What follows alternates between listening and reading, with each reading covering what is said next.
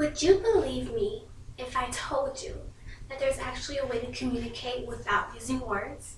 Crazy, I know, but it's possible. And sometimes it's even more helpful than speaking. This semester in speech, I learned a lot of things. I learned how to work in groups, I learned how to prepare a speech and deliver it. But throughout the course, there was one topic that stood out: nonverbal communication. Nonverbal communication is simply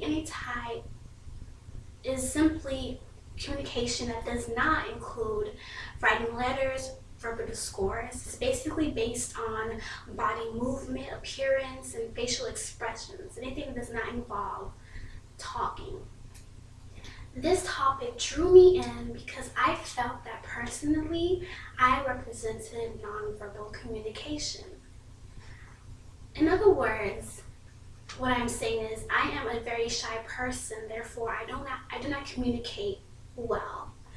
But people create assumptions about me based on my facial expressions and my body position. I wanted to get more information on why people think this is the best way to get to know someone. According to our textbook Communications Principles for a Lifetime, nonverbal communication is actually more believable than verbal communication. This is true because sometimes what we say might actually be what we feel.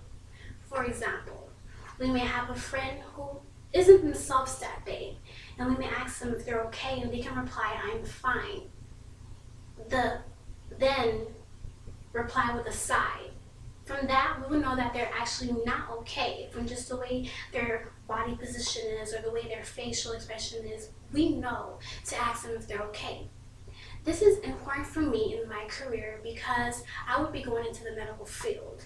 As a doctor, pediatrician, nurse, or for whatever route that I decide to go into, I feel the need that it's important to take every characteristic of a person in so that I know that they are doing well. A patient might feel as if they're okay, but as a doctor, I have to visually see that they are not. Apart from actually checking into the medical file, I have to be able to see that the physical appearance is off.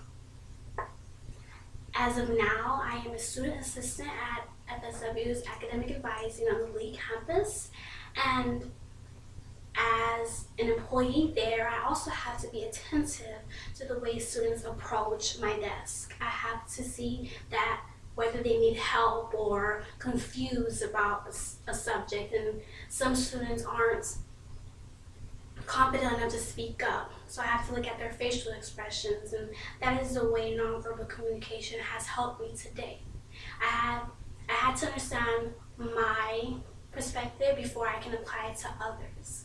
We just have to remember that as humans, we are a complex species, and what we say may not be what we mean.